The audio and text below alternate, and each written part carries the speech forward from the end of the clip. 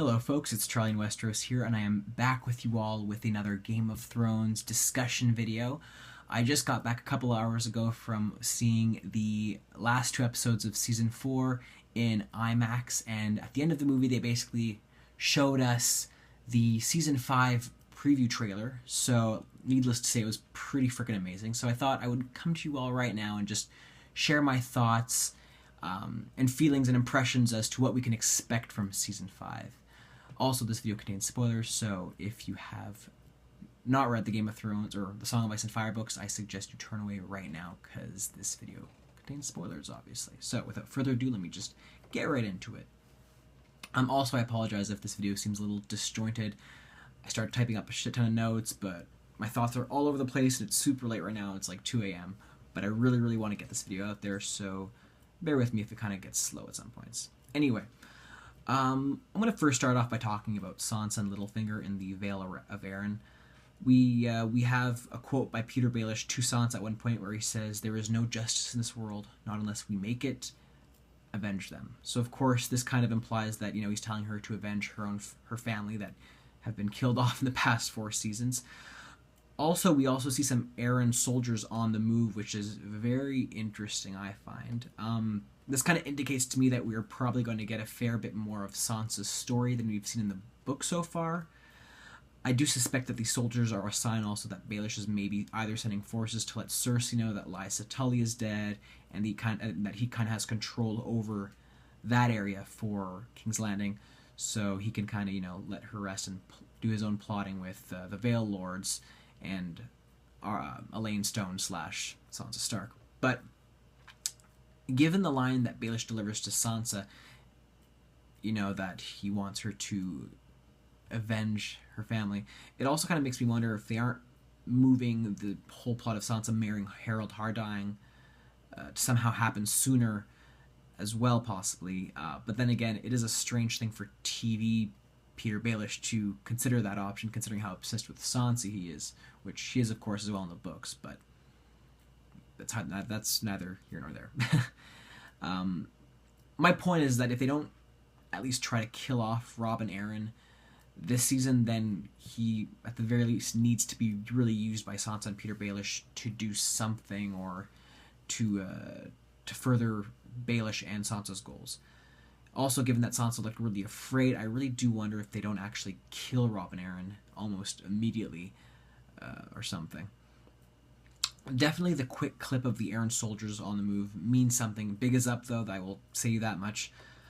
At least that's what my hunches are based off of that trailer, so yeah, I'm still left undecided with that whole stuff, but definitely going to be a lot of Sansa this season, because, I mean, there's so much of her in this freaking trailer, at least especially at the beginning.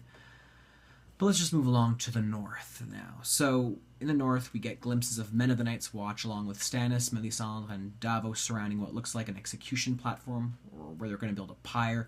And obviously this looks like it's Mance's execution, as we also get a quick glimpse of Melisandre holding a burning torch, and then some kind of pyre with a body on it just bursting into flames. Now, we also see a bunch of scenes of wildlings getting out of small boats and marching on land towards a few buildings that at first seemed to me they were right behind the wall, or at least some kind of cliff in the near distance, which kind of made me wonder if that wasn't supposed to be Eastwatch by the Sea, which is, you know, the easternmost castle defending the wall in the far north, or in the north. We also get quick glimpses of these wildling soldiers getting back into the water. But I think the most telling part of these glimpses is that it looks like that there's one figure leading them all, and that figure looks like it's the wildling known as Rattleshirt, who we only see a little bit of in the last couple seasons, but he does have a significant role to play in the books. Now, of course, something else does tell me that they're sticking to the book plot where they actually have Mance Rayder leading these forces, probably instead of the real Rattleshirt, who is glamored and of course is the one who died at that pyre set by Melisandre. What I do wonder is where these wildlings led by Rattleshirt or Mance Rayder, where they're marching to. In the books, Mance obviously goes back to Winterfell with 6 Spearwives to rescue this fake Arya Stark figure who was supposed to marry Ramsay Bolton, and I think they are going to stick to that train of thought, but I don't know if they're still going to use the Spearwives so much as this huge group of men that are following him.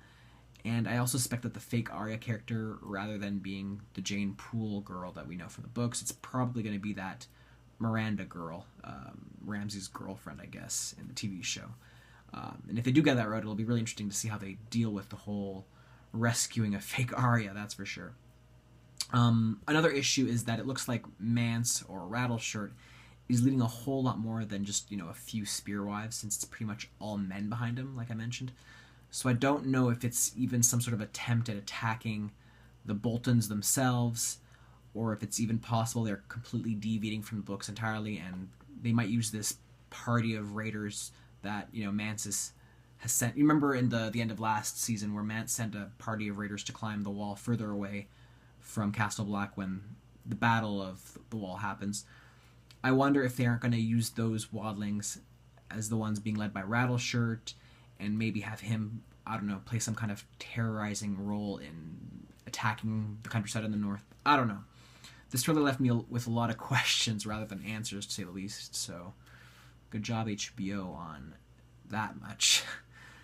We do also get a few glimpses of a map covered with a lot of Bolton X pieces on it, so there's also a couple of other tower-like pieces on the map, so this definitely indicates that war between the Boltons and presumably Stannis and his forces are going to happen at some point this season, so definitely looking forward to that. But what really caught me off guard is that we also have a scene where Jon Snow yells, "With me," and he's leading a bunch of men of the Night's Watch, I believe, but especially quite a few wildlings, if memory serves. Which just makes me wonder if they are having him march against or even going directly to fight the Boltons, as, of course, that's not something that really happens in the book right away, since, he's supposed to remain neutral as the eventual Lord Commander of the Night's Watch, but yeah, we'll see what direction they take with that whole thing, because I'm really curious to see how they're going to deal with that. But irregardless of the stuff going on in the north, let me just discuss the events at Meereen and with Daenerys, I guess. So, in these glimpses of Daenerys and Meereen, we get a lot of soldiers walking around, or what look like soldiers, or men, or figures wearing these masks. And when I first saw them, I kind of thought, oh, this must be Dorne, but I quickly realized that wasn't the case, because one of the figures wearing this mask, looks like his body is lying on the ground, and it's right in front of the graffiti on the wall from last season where it says "Kill the Masters," when the slaves of the various cities of that region of like Yunkai, Meereen, Astapor, when they kind of rose up against their masters. So definitely think these masked figures are all taking place in Meereen at the very least. We also have seen another glimpse of a couple other figures wearing these same masks appearing to kill people. I'm guessing these are the masters killing the former slaves. I think these are actually supposed to be the Sons of the Harpy, but they're kind of changing them around to look a bit different, I guess, and be a bit more out in the open. And I say that because there's also another scene of Missandei, Daenerys, and a few Unsullied soldiers being surrounded by like a huge group of what look to be like masked warriors in some kind of sandpit of a coliseum. I'm guessing this is some kind of parody of where Daenerys leaves Meereen in Book 5, and when Drogon comes down and swoops her and takes her away. But I think they're kind of changing around this season to have maybe the ex-master, or the masters, or these Sons of the Harpy kind of rising up and trying to kill off Daenerys in the Colosseum, or in this fighting pit, since she no longer has her dragons with her. At least that's what I'm guessing is going to happen, but again, we'll see what happens when the time comes. There's also a moment where a Harpy statue is being torn down with ropes from a pyramid, so I don't know if this is something that's going to happen after Daenerys gets taken away by Drogon, or I don't know what's going to happen, but it looks like there is going to be hell to pay for the Masters at some point this season, so I'm really looking forward to seeing what they're going to do with that. And one really interesting quote Dany delivers in this trailer, she says, "I'm not going to stop the wheel, I'm going to break the wheel," which isn't something that we hear in the book at all. And I'm truly wondering what she's referring to when she says that, because it's a very powerful quote, but she's clearly trying to destroy some kind of pre-existing social order, is what I'm trying to imagine. So I think something's going to go on there where the Sons of the Harpy maybe piss her off to such a point where maybe she completely loses it. I don't know. I'm just going on all kinds of tangents here, folks. It's really late, and yeah, this trailer has got me going bananas because it's so freaking amazing. There's also a moment where it looks like Missandei is lying down, and it looks like she's kissing someone with a sharp nose. Here's the thing. I was really confused about that because when I first saw this woman leaning over and kissing a guy, it looked like Missandei, but the guy had a really sharp nose, and it didn't look like it was Grey Worm. So I don't know if that's Missandei kissing Grey Worm or Missandei kissing another guy, or even if it's maybe Arya Sand, possibly, because it did kind of look like her a little bit, or maybe it's one of the Sand Snakes. I don't know. I really don't know. But looking forward to seeing what goes on there, that's for sure. Oh, another really interesting thing is we have Dany cutting her thumb and letting blood out of it. And the first thing that popped into my mind when we saw that, or when I saw that, is that I was wondering if she's not doing blood magic again since season 1. And it's not something that happens in the books, like I wanted to mention, but yeah, what would be the point of this, of her cutting her thumb and having it drip over or something? I don't know. Something very, very suspicious about that. And I'm wondering if they're not playing up this element of magic in this next season, because we do know magic is it does play a huge role in the book series of Song of Ice and Fire. But I think it's my hunch, they might be playing that up even more so for this next season. But again, we'll see, because I am totally confused at this point. Also, of course, I think with the whole storyline of Tyrion's going to get really moved a lot faster. We get a bunch of clips, as you all have seen in the trailer, where he kind of says things like, "I will never sit on the Iron Throne." And then Varys tells him, "Oh, you could help another client take the seat." And he says, "The Seven Kingdoms need a ruler loved by millions with a powerful army and the right family name." Tyrion responds by saying, "Good luck finding him." Then Varys says, "Oh, who said anything about him?" So kind of hinting that, just like in the books, Varys is going to send Tyrion down to Meereen to help Daenerys or meet with Daenerys. I think they're going to cut out the whole part where he kind of gets kidnapped and becomes like a pig rider with Penny and all that stuff. I think they're just going to have it go directly to Tyrion, more or less safely getting to Meereen and then meeting with Daenerys and then,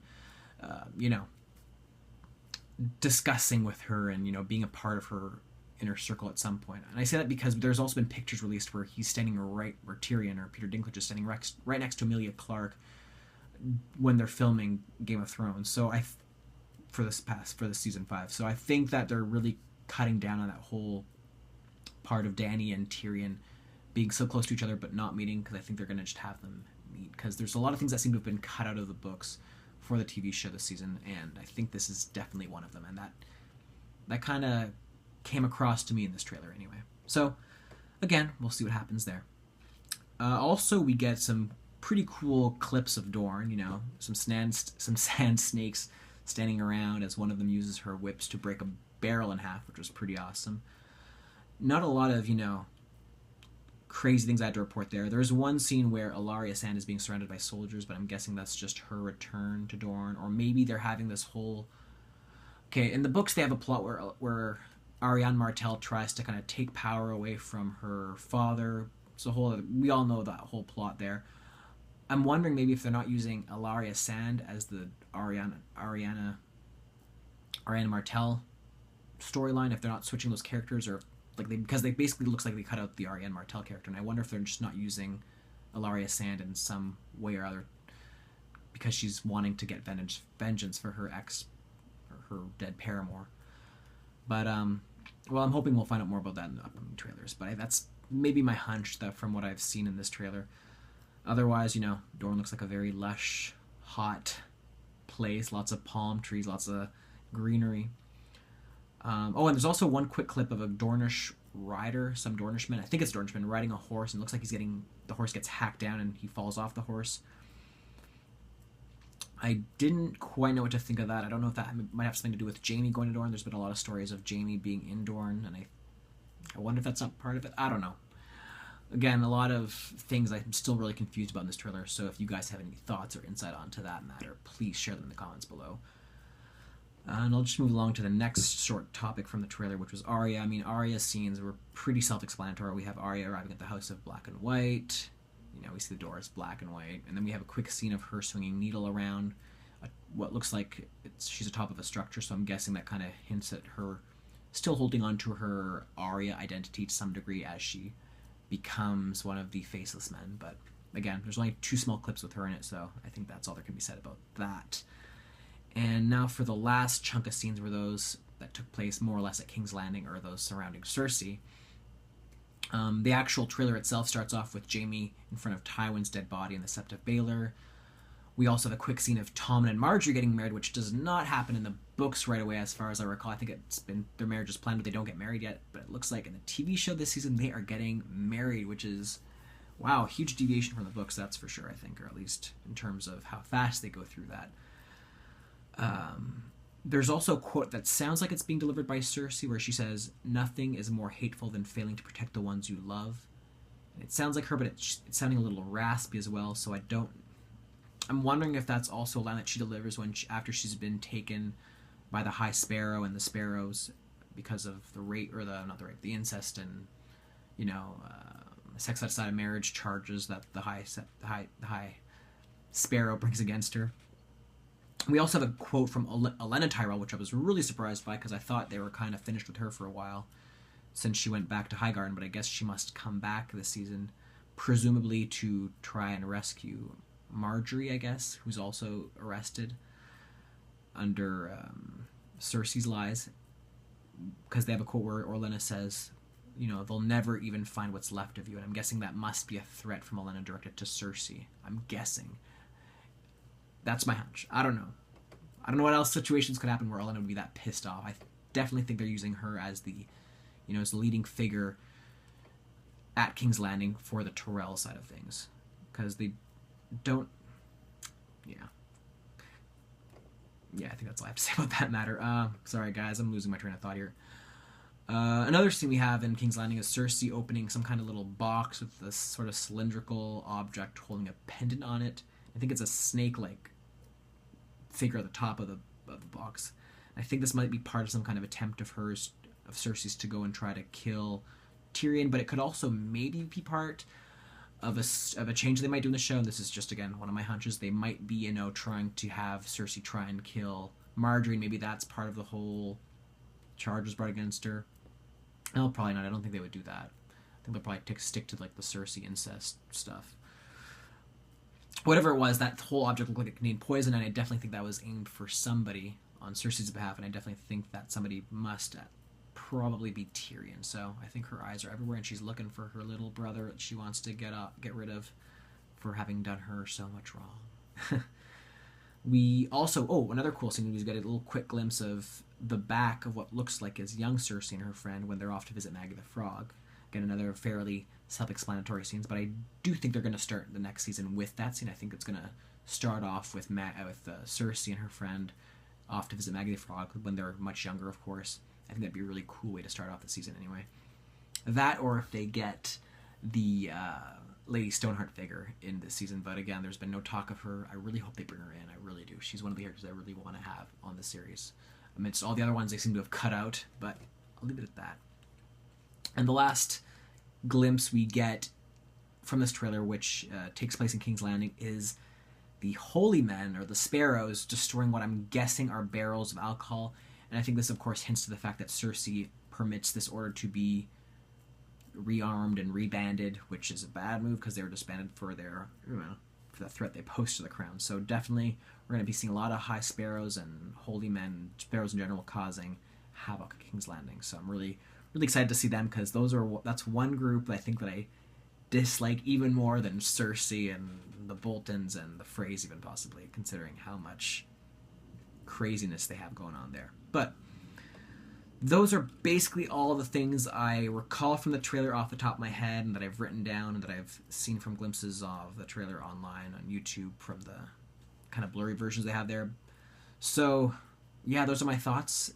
Again, I apologize if this is a little bit disjointed. This video is a little bit kind of out there. It's really late here, kind of out of it, but I really wanted to get my thoughts out there because the trailer freaking blew me away. It was awesome. It was amazing. I can't wait for the next one to come out. If you are new to my channel, please check out my other videos, my other theory videos, my little comedic videos, I guess, for lack of better words. And please, if you're interested, don't hesitate to like this video, subscribe, and share it. Why not, right? Anyway, That is all for now, folks. I hope you at least enjoyed this somewhat, and I will see you all next time. Take care.